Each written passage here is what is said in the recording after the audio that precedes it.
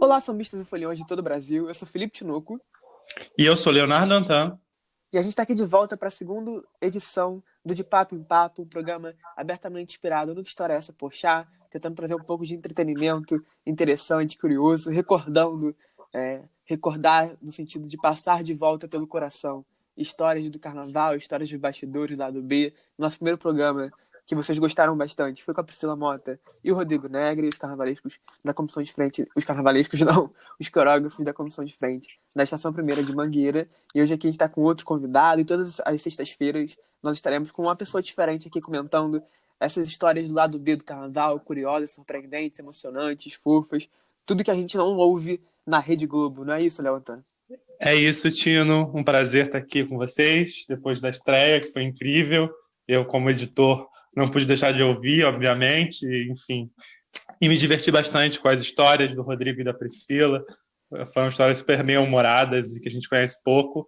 E hoje a gente está em casa aqui com um amigo nosso, que é uma pessoa que a gente admira, que a gente frequenta barracão e que a gente dá sempre boas risadas. Então, não teria como não trazê-lo aqui hoje. Estamos todos aqui remotamente, cada um em sua casa gravando à distância. Então, alguns ruídos, alguns intempéries, alguns ruídos no áudio podem acontecer. A gente já, de antemão, pede desculpa, mas a gente está tentando sempre trazer o melhor conteúdo e a melhor qualidade de som aqui para vocês no nosso podcast.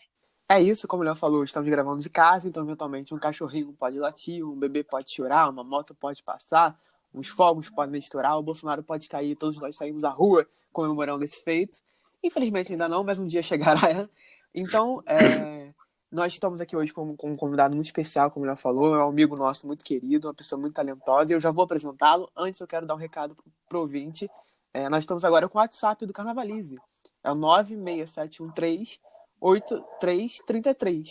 Vários três aí, DDD 21, aqui do Rio de Janeiro, da onde nós todos falamos. E a gente quer ouvir essas histórias. Então hoje nós teremos áudios externos, além do nosso convidado.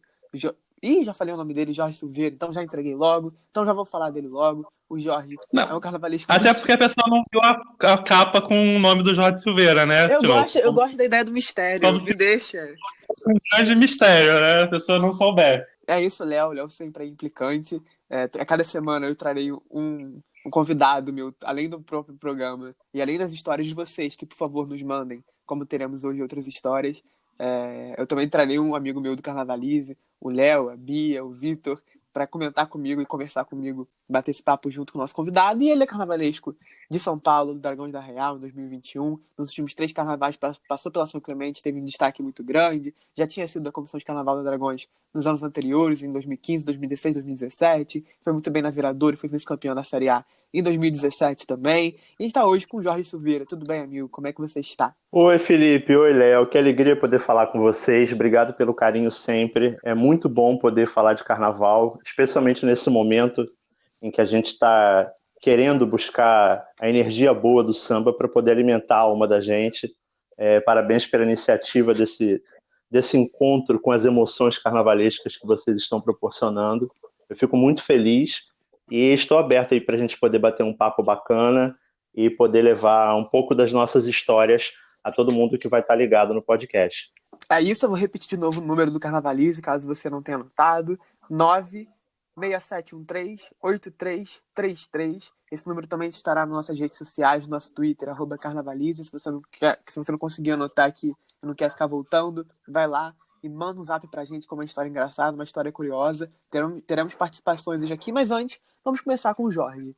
Jorge, você fez em 2020, no carnaval mais recente, acabou de acabar, já faz aí 4 meses, um desfile muito elogiado sobre o Conto do Vigário, e eu sei que você acabou dando uma metalinguagem a esse enredo durante a sua própria feitura, né? A gente recebe muitas visitas no barracão, eu mesmo te visitei algumas vezes, o Léo também, e algumas visitas são um pouquinho mais especiais, um pouquinho mais tensas, principalmente nesse momento de apreensão política que o carnaval estava até muito mergulhado no contexto antes de 2020. Conta pra gente como é que foi essa história. Que história é essa, Jorge? Pois é, amigo. O barracão de escola de samba cada vez mais é aquele local do segredo, né? Onde a gente tenta manter o máximo possível o segredo das coisas que a gente está desenvolvendo, que a gente está projetando. Mas algumas visitas não tem jeito, a gente acaba tendo que abrir as portas, acaba tendo que receber. E para o povo que está ouvindo a gente, talvez não saiba, existe uma rotina nas escolas de samba no Rio de Janeiro, no grupo especial especificamente. A gente sempre recebe a visita de representantes da Arquidiocese do Rio de Janeiro. Né? Já é uma coisa tradicional, a gente sabe que em algum momento eles visitarão a cidade do samba com o objetivo de observar se alguma escola está utilizando, está fazendo uso de alguma simbologia que de alguma forma possa ter sido interpretada de uma forma que não agrade a igreja. Enfim, esse ano que passou agora, do Carnaval de 2020, era o ano que a gente tinha alguns enredos que acabaram despertando a atenção através da imprensa, a atenção do público, por temas que poderiam versar com aspectos religiosos. E muito por conta do enredo que o Leandro desenvolveu na Mangueira, que acabou despertando amores e ódios de vários lados diferentes. E a gente sabia que num dado momento eles viriam à cidade do samba e iam estar com os olhos bem atentos. E eles fizeram 2 visitas em especial. A equipe que me visitou ia visitar a Mangueira, justamente a Mangueira com o Leandro, e depois viria me visitar na São Clemente. E eu fiquei um tanto quanto atento, né? Porque eu tinha algumas coisas que eu precisava tomar cuidado no barracão. E, rotineiramente, quem recebe a equipe da igreja na escola é o Roberto, que é o vice-presidente. É sempre ele que acaba sendo o porta-voz junto às instituições que visitam a São Clemente. E justamente naquele dia em que os representantes da Arquidiocese vieram, o Roberto havia se preparado para fazer uma visita externa, foi ao banco, resolveu algum pepino fora do barracão. E quando os representantes chegaram, eu os vi na porta do barracão, eu gelei, fiquei apavorado e não tive jeito, eu tive que ir lá recebê-los e fui até o portão para conversar com eles. Eles entraram, deram aquela olhada, aquela radiografada geral no barracão para ver se pegava alguma coisa antes de eu dizer alguma coisa. E eles pararam bem na porta do barracão e perguntaram: você tem alguma imagem religiosa? E quando eles fizeram essa pergunta, eles estavam parados literalmente ao lado de uma estátua que eu tinha, de uma santa que vinha no Abre Alas. Ela tinha 4,5 metros de altura e ela estava toda embalada no plástico, escondida exatamente para não revelar, para não mostrar. E não era uma imagem convencional, era uma santa meio caricata, de olhos arregalados, né, de boca aberta, ela meio assustada. O tipo da coisa que não é politicamente correta. E eles perguntaram e eu, na mesma hora, tive o jogo de cintura de puxar eles para outro canto do barracão. Eu falei, não, em absoluto, nós não temos nenhuma imagem, pode ficar tranquilo, tá tudo certinho. Estamos fazendo tudo dentro do respeito, tudo dentro daquilo que é acordado. E eu os levei imediatamente ao Abre Alas, porque eles queriam entender como eu ia tratar a simbologia religiosa. E meu Abre Alas tinha anjinho fazendo careta, anjinho de peru de fora. Era uma igreja barroca cheio de anjinho caricato. E eu tive que contornar e rebolar muito para poder convencê-los de que aquilo não era ofensivo. De fato não era, mas eu precisava ter um discurso ali muito contundente para que eles pudessem entender o humor que estava implícito naquela história toda. E no final eles saíram convencidos de que estava tudo certinho, mas eu tomei o cuidado de desviar a atenção deles do barracão, porque eu tinha, além desses, eu tinha São Jorge do outro lado do barracão escondido atrás de uma alegoria, eu tinha várias outras representações que estavam espalhadas, mas acho que com o jogo de cintura eu consegui fazer com que a igreja caísse no conto do vigário. É muito bom isso, amigo, meu Deus. E é um ano muito conturbado, como você falou, né? E era uma peça muito fundamental sua santa, especificamente do Abre Alas, que era um momento de grande destaque, um momento que sintetizava o seu enredo, né? E um ano que o Leandro estava muito à tona também por conta da questão de Jesus Cristo, um contexto bem complexo para receber visitas naquele momento, né? Sim, era um ano complicado, inclusive eu cheguei a receber o Leandro, eu sempre tenho o hábito de visitar o barracão do Leandro, ele visita o meu também, e ele acabou, quando entrou no meu barracão, ele viu um carro que eu tinha, que era uma crítica às igrejas pentecostais, e ele começou a tirar sarro da minha cara, dizendo que estava todo mundo acreditando que era ele que ia dar porrada nas igrejas. Na verdade, eu é que ia cutucar e eu estava quietinho, né? Ninguém sabia o que eu ia aprontar, ninguém sabia o que eu ia fazer, e a culpa estava toda em cima do Leandro. Eu falei, acontece, né? Você faz questão de chamar atenção, né? Os holofotes vão cair por cima de você. Mas acabou sendo divertido. Jorge aí saindo pela culatra naquele desfile maravilhoso. Enfim, teve a alegoria de São Jorge também, né? O Jorge tem essa característica do cartoon e ele recria muito bem essas imagens. E não foi só Leandro e Jorge que receberam a visita da Arquidiocese aquele ano, até o enredo da Grande Rio também, que falou sobre o pai de santo, né, Joãozinho da Gomeia, do Bora Haddad, né, o Leonardo Bora e o Gabriel Haddad, eles também receberam a visita da igreja. Eles me confidencializaram que foi uma visita bem estranha, assim, mas que também marcou bastante o processo criativo deles, né? E a gente sabe de uma história complexa, né, que o Carnaval tem com a cúpula da igreja, né? Desde pelo menos, sei lá, o Ratos e Urubus, que acho que é o evento que todo mundo lembra, que o Cristo, enfim, o Cristo Mídico foi proibido e tudo mais, mas hoje eu vejo que eles já estão bem mais abertos a isso, né, em relação aos dias de hoje. Mas o nosso episódio de hoje, a gente vai ficar bastante voltado ao universo dos barracões. E aí, como sempre, além das nossas histórias dos nossos convidados, a gente vai ouvir também algumas histórias de outras pessoas, de outros carnavalescos, que também têm o seu cotidiano no barracão. E aí agora a gente vai ouvir uma história bem curiosa, para dizer o mínimo, do Guilherme Estevão, que é carnavalesco do Império da Tijuca. Vamos ver. Oi, pessoal, eu sou Guilherme Estevão, carnavalesco do Império da Tijuca.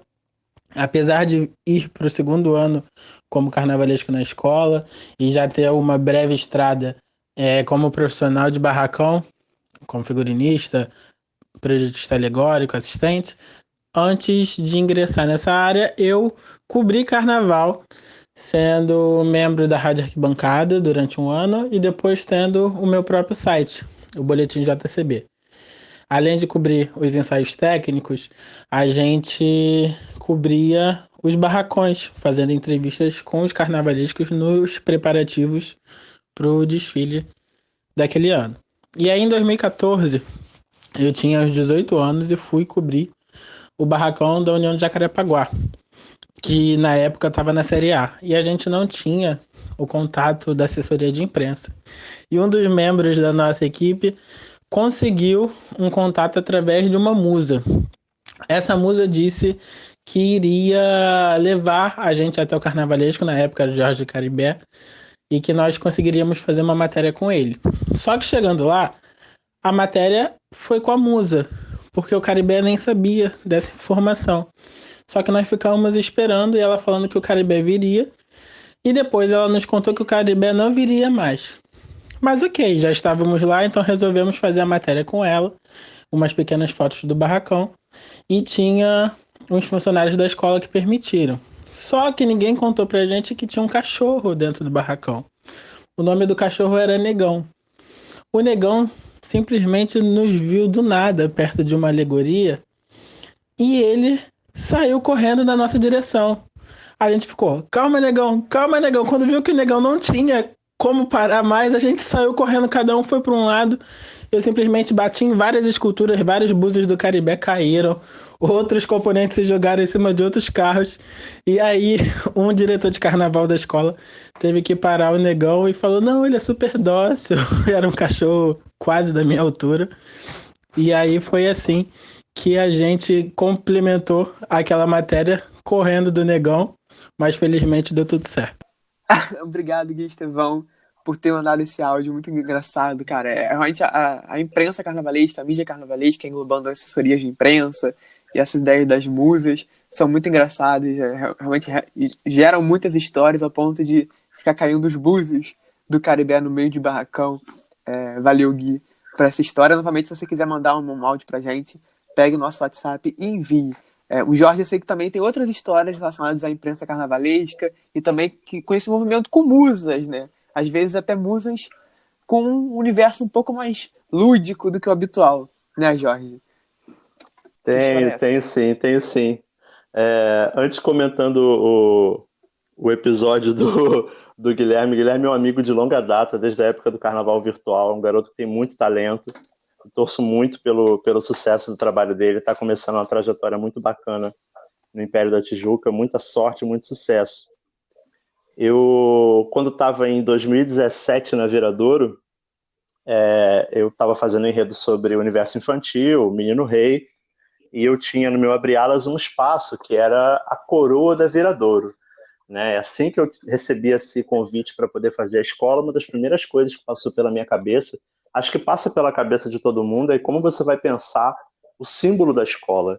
Né? Seja a águia da Portela, enfim, seja qual for o símbolo da escola, eu obviamente tinha que dar uma interpretação à Coroa da Viradouro.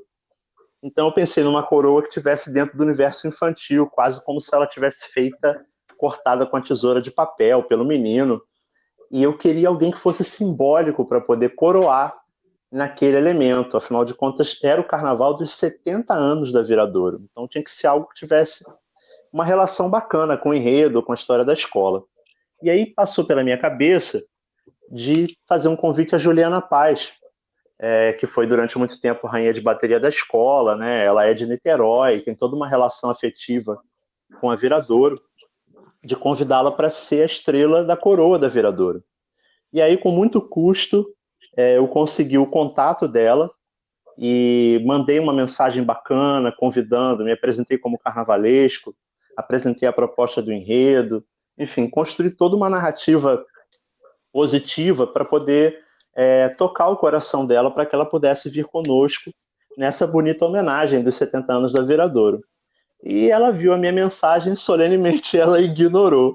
E, enfim, eu tive que aguentar quietinho e começar a correr atrás para pensar em outras possibilidades.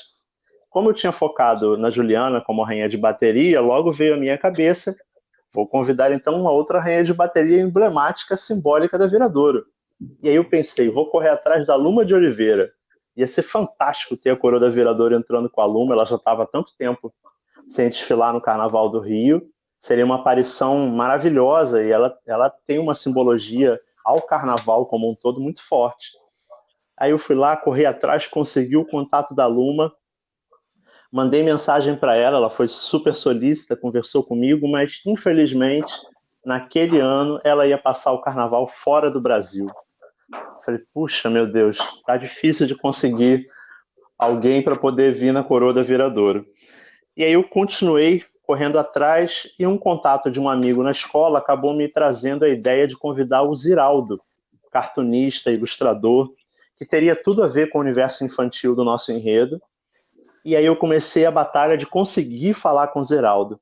E após algum tempo, finalmente eu consegui o telefone da produtora do Ziraldo, que me levou até o próprio Ziraldo, e eu pude conversar com ele por telefone.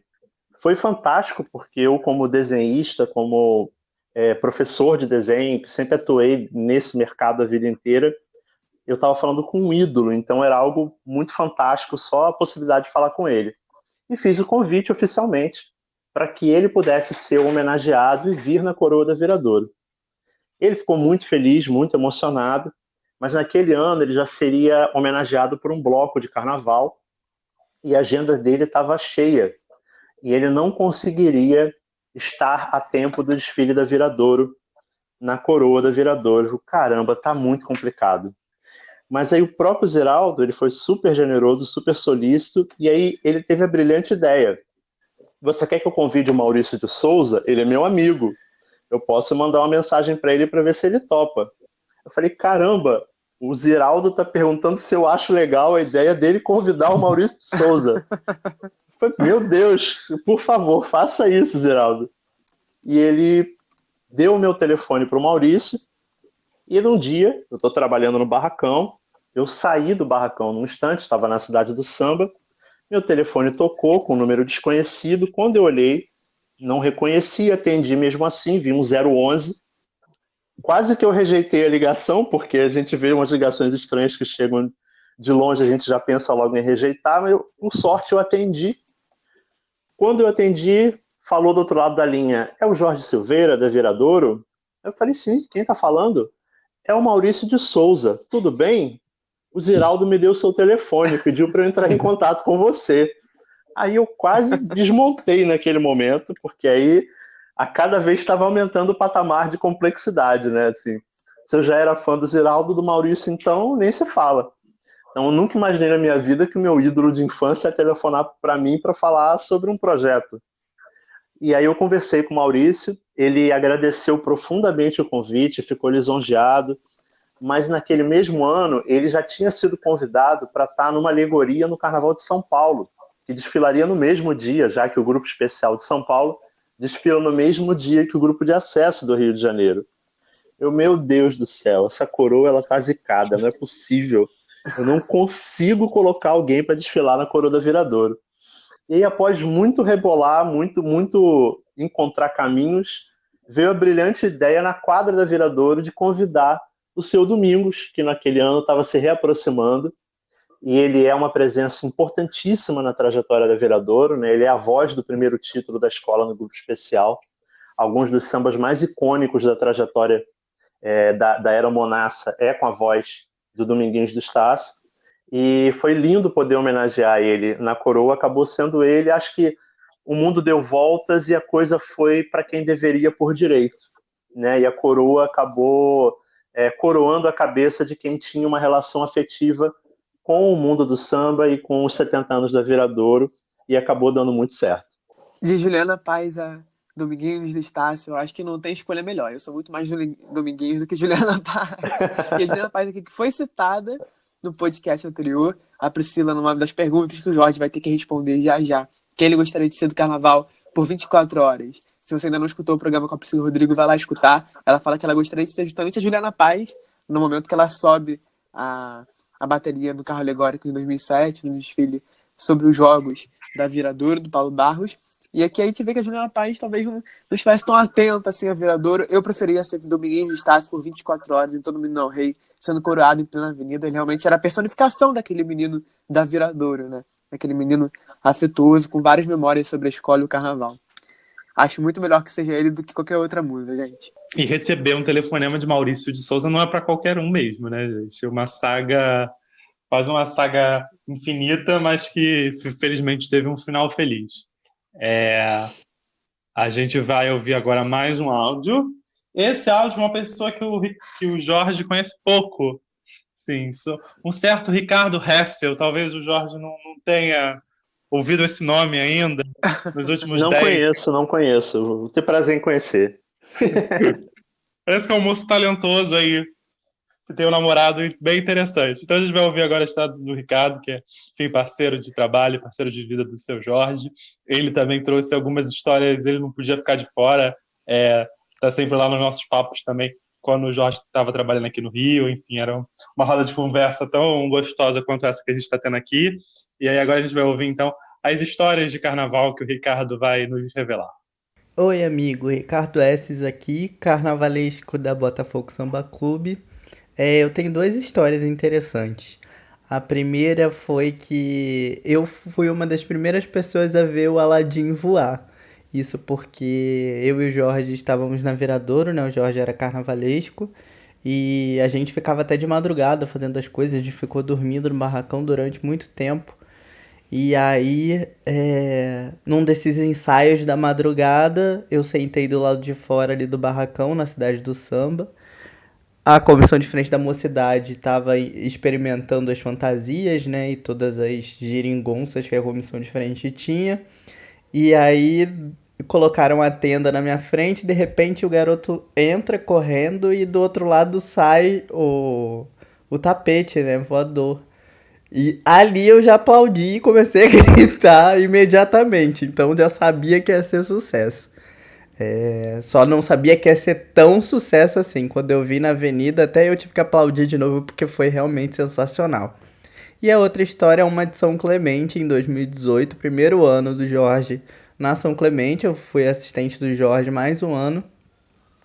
E aí eu tava na concentração, ajudando ele a arrumar a escola. De repente não tinha quem colocasse os destaques nas alegorias. E aí o Roberto, que é o vice-presidente da escola, chegou para mim e disse: olha, só você vai saber colocar os destaques no lugar, porque só você, além do Jorge, conhece o que é o quê. E aí fui eu de Carvalhão colocando os destaques no lugar, todos os destaques. Foi muito louco, foi um negócio que eu nunca imaginei ver da minha vida. A visão que eu tinha da entrada da avenida é uma coisa indescritível e foi um momento único. Então é isso, amigo. Beijão pra você. Obrigado pela oportunidade de contar. Obrigado você, Henrique, por essa participação especial. São duas histórias nas alturas, né? O Aladim voando no ensaio que ele previu e guardou a surpresa, não contou pra ninguém, com certeza. E o Ricardo voando no Carvalhão, botando os destaques da escola nos carros alegóricos. Como é que foi isso, hein, Jorge? Pelo amor de Deus, gente. Como é que vocês se colocam naquele Carvalhão colocando destaque na escola? Que doideira. Cara, é muito doido realmente. Não, as pessoas não imaginam muitas vezes, quem não é do mundo do carnaval, como é o processo de montagem de uma escola, né? É uma correria muito grande, é fantasia para montar, é carro para montar, verificar os detalhes. E naquela correria toda, o Ricardo acaba sendo meu braço direito, uma vez que ele trabalha comigo o ano todo e ele conhece toda a montagem do desfile. Então, normalmente a gente se divide, vai cada um para um lado, eu vou para a cabeça do desfile, ele vai para o final, depois a gente inverte. E aí a gente vai checando, vai fazendo um checklist de tudo aquilo que foi pensado. E nesse ano especificamente, como era o nosso primeiro ano na São Clemente, acabou passando esse detalhe dos destaques, e aí ele foi meio que pego pelo braço pelo Roberto e começou a subir o Carvalhão para colocar os destaques, e eu imagino a visão que ele teve lá de cima, eu teria morrido de medo, não teria tido coragem de subir, porque é muito alto, e ele ajudou cada um dos destaques a se montarem, colocou no carro, esperou passar. Ele teve uma visão privilegiada, mas acho que a adrenalina na hora foi tanta que ele só se deu conta do que aconteceu realmente depois que colocou o último destaque, porque deve ter sido algo desesperador. É uma visão extremamente privilegiada da avenida, mas ao mesmo tempo é alto para cacete. Eu não iria, eu não teria condições de lidar com as minhas dificuldades e meus medos de altura naquele local. Para quem não sabe, é uma altura de um edifício assim muito grande. Você tem uma visão linda da Sapucaí, deve ser incrível. Tem takes da Rede Globo e de repórteres da Rede Globo lá no Carvalhão, em algumas transmissões de desfiles, dá pra gente ver. Mas assim, é muito alto. Que bom que pelo menos em 2019 e 2020 isso não se repetiu. Tenho certeza que não vai mais se repetir. Você já tem alguém lá para fazer isso por vocês. Por favor, fiquem no checklist aqui embaixo, curtindo o desfile. Da mesma forma que eu falei que da Rede Globo, a próxima história tem a ver com uma repórter muito especial da Rede Globo e também tem a ver com um destaque muito especial do Carnaval de 2020. Uma coisa que eu descobri quando o Jorge estava gravando. Aliás, gente, vale ressaltar, o piloto do programa foi gravado com o Jorge. Estamos gravando novamente o programa. Então, muito obrigado, amigo, desde já. E quando você contou essa história, eu fiquei tipo, meu Deus, aquilo não era uma pessoa, aquilo era o quê? Eu não sei nem mais como explicar. Conta pra você, amigo. Cara, a gente às vezes planeja alguma coisa no carnaval e começa a desenvolver uma ideia, ela não acontece naquele momento, só vai acontecer mais adiante. Em 2019, no Carnaval da São Clemente, o Samba Sambô, eu estava desenvolvendo, junto com o Júnior Scapim, coreógrafo da comissão de frente, o projeto da comissão daquele ano. E aí nós estávamos pensando, obviamente, em fazer uma referência, uma homenagem à comissão de frente do desfile original da escola. Era uma reedição do Carnaval de 1990. E naquele ano, a comissão de frente fazia uma crítica à maneira como os cartolas, os presidentes de escola de samba, negociavam o passe dos mestres-salas, como eles tinham virado uma mercadoria. E naquela ocasião, a escola encontrou uma forma divertida de fazer essa representação. Os bailarinos da comissão vinham vestidos de cartola, de presidente, e eles traziam na mão um boneco de espuma que representava o mestre-sala. E esse boneco era jogado de um lado para o outro, ele caía no chão, eles chutavam o boneco. Era uma brincadeira mesmo com o simbolismo do valor que o sambista tinha na negociação. E aí a gente pensou em fazer essa homenagem. Eu pedi para a equipe de espuma da escola para fazer um protótipo de um boneco que fosse similar ao boneco que foi usado em 1990. E eles fizeram o boneco, um boneco cru, sem olho, sem nariz, sem boca, era só um boneco bruto de espuma. E eu entreguei ao coreógrafo, ao Júnior, para que ele pudesse fazer os testes, experimentar. E aí, mais adiante, conforme o processo foi caminhando, a gente acabou derivando para uma outra solução e o boneco acabou sendo desnecessário. e ele ficou guardado lá no canto. Eu entreguei para a equipe do barracão e sumiu. O boneco desapareceu. A vida seguiu, passou o carnaval de 2019, veio o carnaval de 2020. Tem uma época do ano que a gente recebe a equipe da Globo no barracão, né? Eles fazem várias reportagens de apresentação e preparação do carnaval. E tem um dia especial que mexe com a rotina de todos os barracões da cidade do samba, que é quando a gente recebe o link ao vivo do RJTV. E a gente sempre tem a Mariana Gross, que é a âncora do RJTV, que vem falar diretamente com a gente. Tem o Milton Cunha, que também vai falar das fantasias, das alegorias. Tem a bateria que se apresenta na praça principal. Enfim, é um dia de festa para a escola. A comunidade ela vem engalanada, vestida da sua melhor roupa, para poder receber aquela atenção naquele dia. E no barracão, a Mariana entrou num dado momento e pediu para fazer uma costura na saia dela, que tinha rasgado, alguma coisa assim. Ela estava usando vários figurinos diferentes. E eu conduzi a Mariana até o quarto andar, onde fica o setor de costura. E aí o pessoal adorou, conversou com ela, né, bateu um papo legal. E ela super solícita, super gente boa. E conseguiu fazer o conserto da saia. Uma vez feito o conserto, eu desci com ela pelo elevador para que ela pudesse, lá em meio à gravação, se preparar para o momento do link ao vivo. E aí, pouco antes de começar, a gente recebeu um chamado urgente lá do quarto andar, que tinha uma moça que porque queria tirar foto com ela de qualquer jeito. E eu me perguntava, meu Deus, por que ela não tirou essa foto quando a Mariana já estava lá em cima, né? Agora que a coisa já está rolando aqui embaixo, lá vou eu incomodar a Mariana. Eu falei, Mariana, tem uma moça lá em cima que está querendo tirar uma foto contigo. E tinham me avisado que a moça chama-se Jennifer. Eu falei, tá bom, vou falar. E eu falei para Mariana, tem uma moça lá em cima que trabalha no barracão, eu não sei quem é. O nome dela é Jennifer e ela quer tirar uma foto contigo. Será que você poderia fazer o favor, gentileza, quando pudesse, dar um pulinho lá em cima novamente para tirar essa foto? E ela, na boa, gentilmente, sem nenhum problema, claro, Jorge, vamos lá, vamos lá. Aí ela pegou lá as coisas dela, entrou no elevador comigo, subimos. Quando a gente chega lá em cima, aí eu me deparo com a Jennifer. Quando eu fui ver, a Jennifer era o boneco de espuma do carnaval de 2019 da comissão de frente, que havia se transformado na mascote do barracão. E aí puseram peruca, vestido, brinco, olho, colar. Aí foi aquela gargalhada, a Mariana riu pra caramba, eu também, eu não conhecia essa funcionária do barracão, né? Não tem como conhecer todo mundo, eu não conhecia a Jennifer, acabei conhecendo.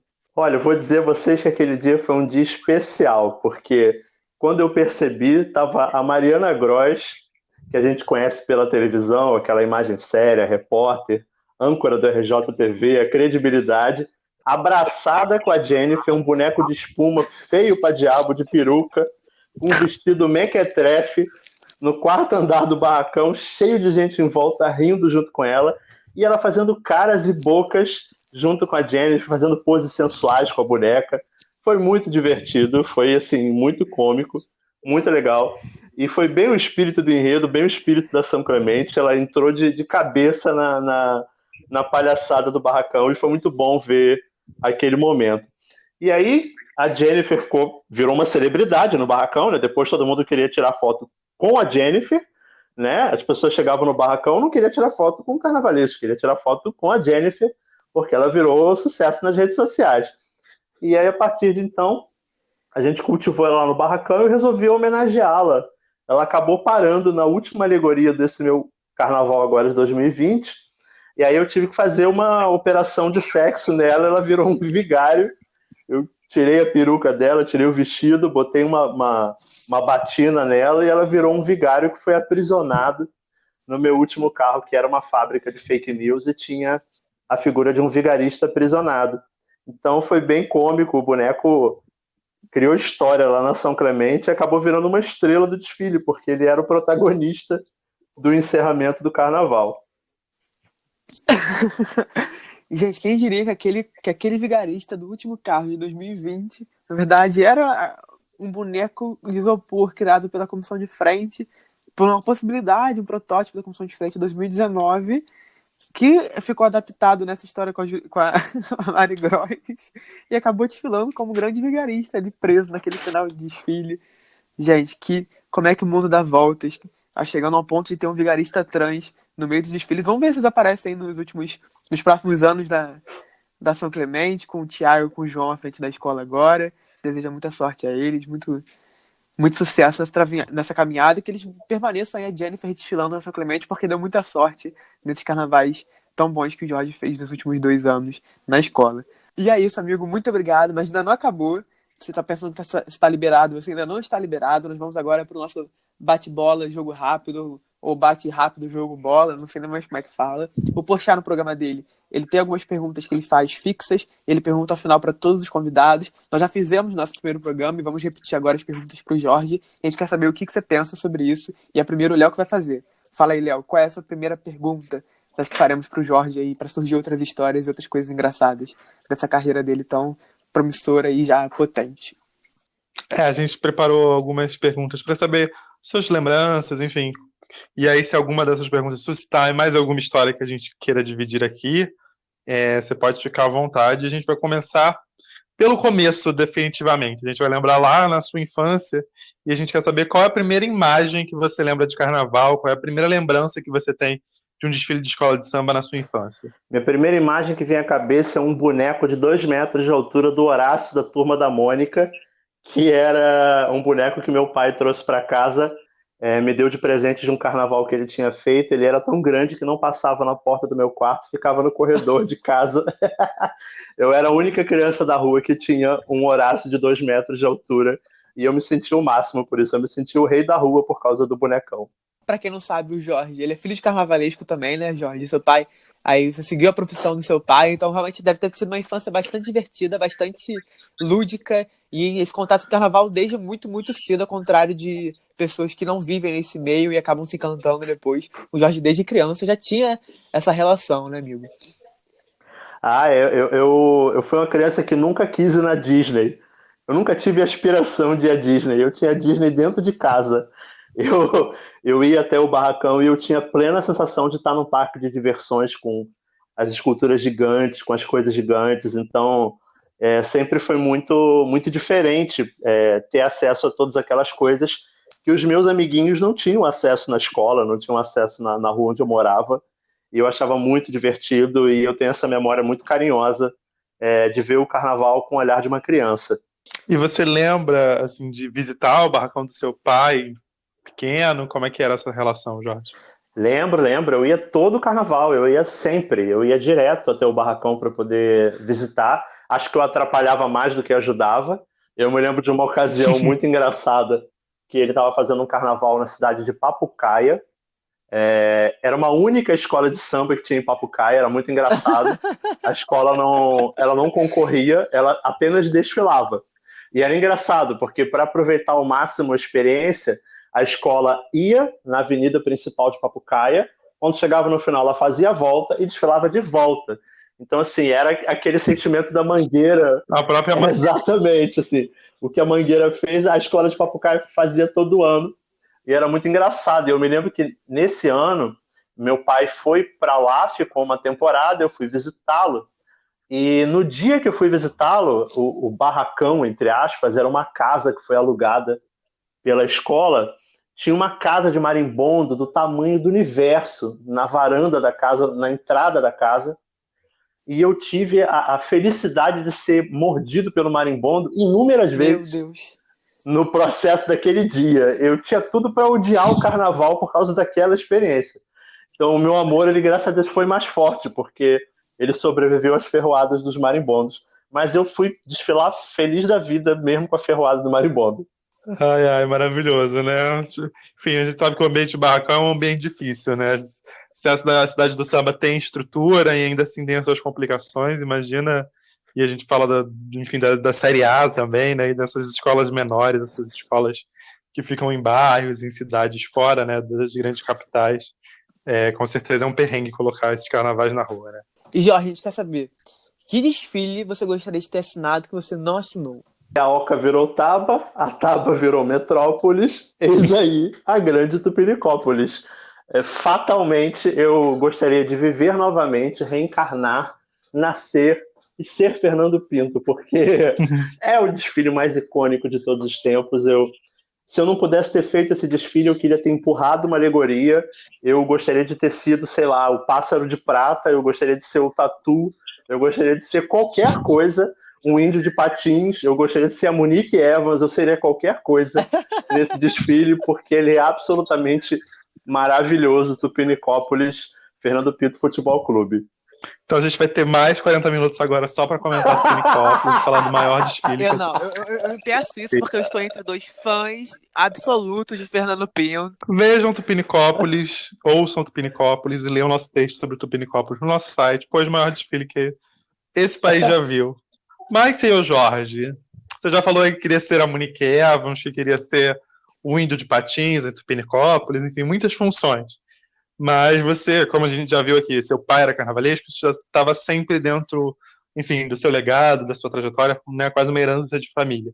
Mas se você não fosse carnavalesco, que outro segmento, que outra atuação você gostaria de ter numa escola de samba? Não que você soubesse fazer exatamente, mas que você gostaria de ter esse talento, de ter essa aptidão. Ah, cara, eu costumo brincar com o pessoal dizendo que eu faço carnaval exatamente porque eu não sambo nada, né? Assim, eu e samba são coisas completamente antagônicas, assim. A possibilidade de eu sambar é de um esquimó sambar, é nenhuma. Então eu acho que talvez eu gostaria de, sei lá, ter a habilidade do Carlinhos do Salgueiro, poder sambar como ele, ter a habilidade, a expressão corporal que ele tem, que ele é fantástico, é um artista incrível do samba.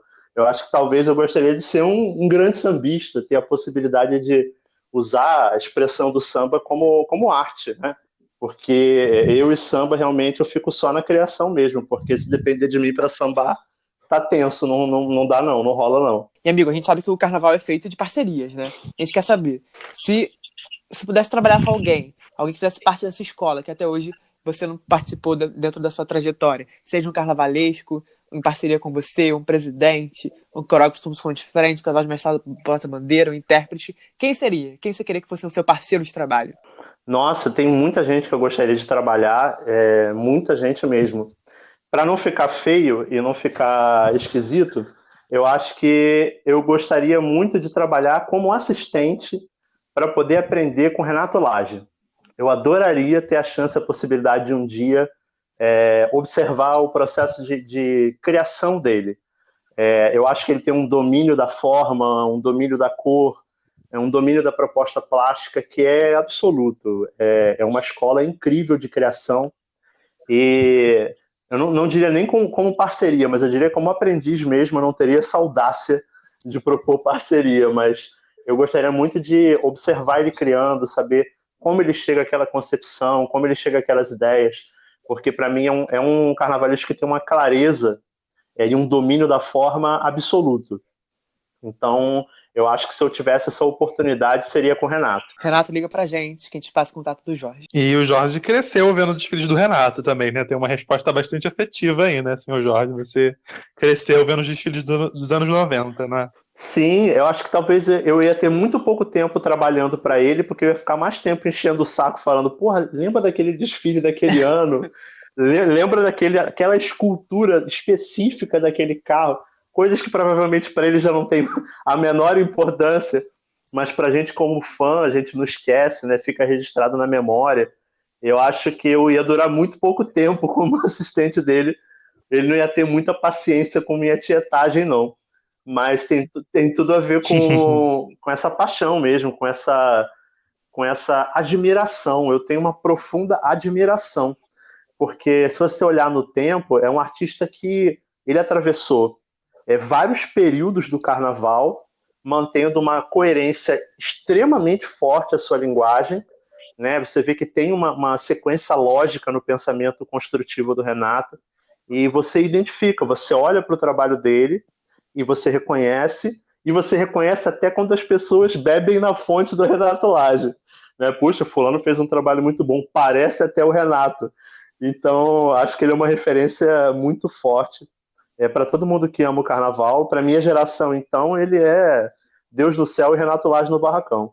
Mas, senhor Jorge, às vezes, carnaval também, a gente trabalha com carnaval, leva o carnaval muito a sério, mas o carnaval também é um ambiente de, enfim, é uma festa popular, uma festa de alegria, de descontração. Você já cometeu alguma loucura por causa do carnaval, ou por causa desse universo, assim? Alguma história relacionada a uma loucura que você fez para assistir algum desfile ou para ir para Sapucaí? Você lembra de alguma coisa nesse sentido? Teve um carnaval que foi muito emblemático para mim. Eu estava trabalhando no Rio e trabalhando em São Paulo ao mesmo tempo. E eu terminei o desfile lá em São Paulo com a Dragões. Eu vinha correndo para cá, para o Rio de Janeiro, para poder assistir, já com o ingresso comprado, com tudo direitinho, para conseguir assistir o desfile no Rio. E tinha uns amigos meus aguardando. Enfim, eu montei toda uma logística para sair do Rio de Janeiro, ir para São Paulo, participar do desfile de lá, sair do AMB, sair correndo para a rodoviária de São Paulo, pegar o ônibus, atravessar a Dutra até o Rio de Janeiro, ir para casa, tomar um banho, trocar de roupa e depois tentar, eu moro em Niterói, depois atravessar a ponte Rio-Niterói e ir para Sapucaí. Deu tudo errado, assim, tudo que eu planejei deu tudo errado. O ônibus atrasou, eu não consegui transporte no primeiro momento, teve engarrafamento, eu perdi uma bolsa, enfim, foi uma confusão danada.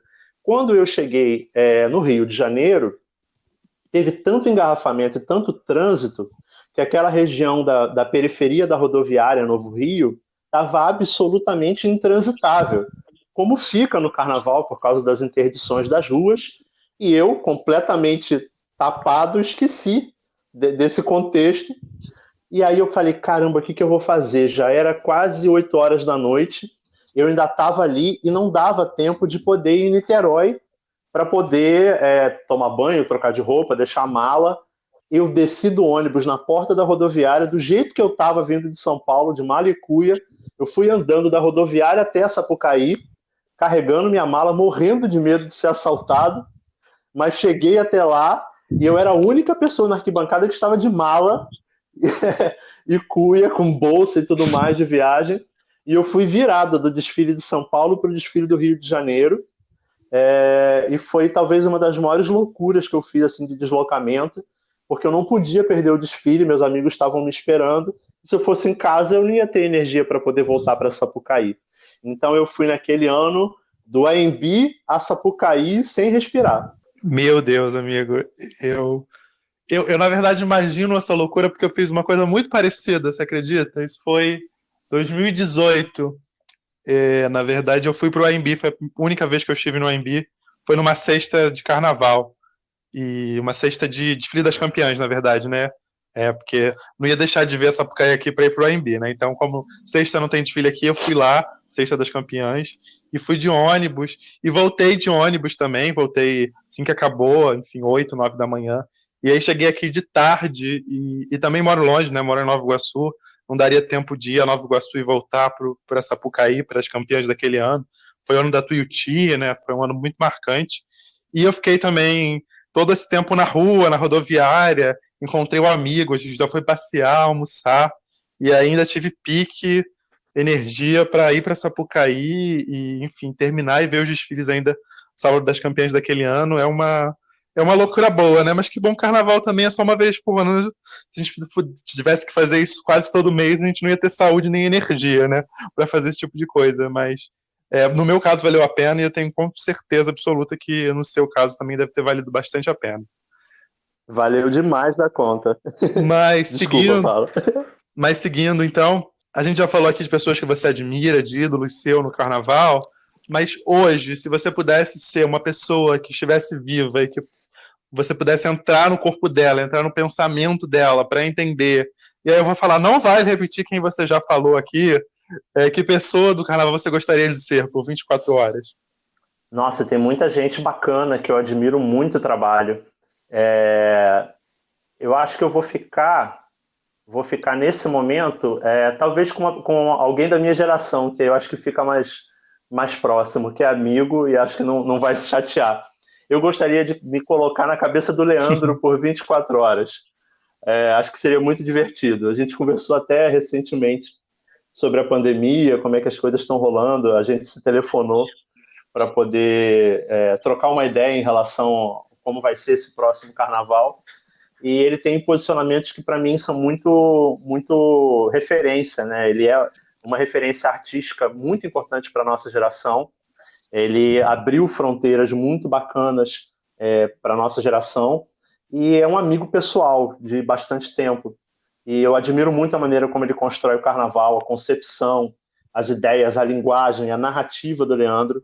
Eu acho que eu gostaria de, por um dia, ver pelos olhos dele, para poder entender mais profundamente como é a raiz do pensamento dele, desse grande artista do carnaval. Não, realmente o Leandro é uma pessoa assim, fora de padrão, é um carnavalesco muito inteligente, faz tudo do processo dele, é muito parecido com você por conta disso, né? Gosta de pesquisar, de escrever, de rabiscar cada linha do carnaval dele, de pensar em tudo. Acho que vocês têm essa semelhança, assim. Mas realmente seria uma pessoa bastante interessante para estar na pele por 24 horas. Até também para entender como é que é sofrer tanto ataque dos neopentecostais. Mas enfim, Jorge, já encerrando aqui nossas perguntas, vamos para a última.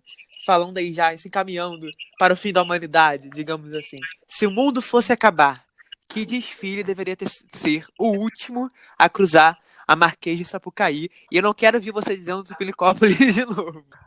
Se o mundo fosse acabar, eu espero que seja o dia em que a Terra parou, o meu próximo Carnaval na Dragões. Porque aí eu vou ter certeza de que eu consegui terminar pelo menos o meu próximo trabalho, né, para deixar para a humanidade o legado, pelo menos, da reflexão desse momento que a gente está passando. Eu acho que esse próximo carnaval, quando ele vier, da forma que ele vier, vai ser um carnaval que todos nós vamos comemorar muito como sendo um carnaval de superação, né? Porque a gente vai estar, de todas as formas, celebrando a vida, celebrando a alegria de nós estarmos juntos novamente, de termos superado esse momento difícil que a humanidade está passando. Mas se fosse o último carnaval, eu queria que fosse esse meu e que eu pudesse comemorar até de manhã e esquecer que o mundo fosse acabar e celebrar muito com a escola, para que a gente pudesse ter pelo menos uma última lembrança de felicidade. Amigo, muito obrigado. Eu tenho certeza que o Carnaval de 2021, seja lá ele em janeiro, fevereiro, junho ou 2022, eu não me importo mais com isso. Só quero que tenha, que seja com responsabilidade, com saúde, com tranquilidade, com segurança, para o bem de todo mundo. Ele vai ser incrível. A Terra realmente vai parar, ou se não parar, vai tremer, ou qualquer outro adjetivo possível para o seu desfile. Muito sucesso para você. Muito obrigado por ter ficado aqui com a gente esse tempo batendo esse papo tão legal. Amigos, eu que agradeço pela oportunidade. É sempre um prazer poder conversar com vocês. Adorei esse formato porque nos dá a chance de poder reviver junto com vocês as histórias mais engraçadas que a gente vivencia no cotidiano do barracão, né? Às vezes a gente fica tão focado no trabalho e não presta atenção nesses detalhes, e é uma chance que a gente está tendo de poder reviver esses dias que são engraçados também. Muito obrigado, um abraço a todo mundo que está ouvindo a gente. A gente te agradece, Jorge, sempre um prazer, você é um amigo querido, você sabe de quanto eu torço, enfim, quanto a gente torce um pelo outro e com a gente se apoia. Agradeço demais aqui a sua presença, nosso segundo convidado não poderia ser outro, na verdade, nosso primeiro convidado, né, que abriu os trabalhos, enfim, foi a nossa cobaia e agora volta devidamente aqui contando essas histórias maravilhosas para o público.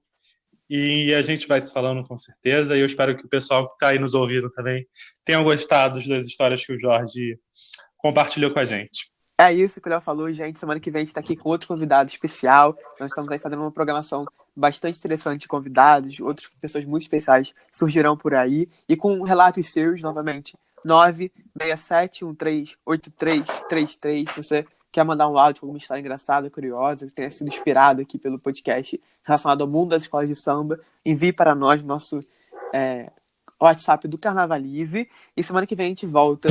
É isso, entre Jennifers, entre Carvalhões, entre a Santinha e visitas da nossa atual Inquisição. Nós estaremos aqui de volta, de bar em bar, de papo em papo, todas as sextas. Até breve.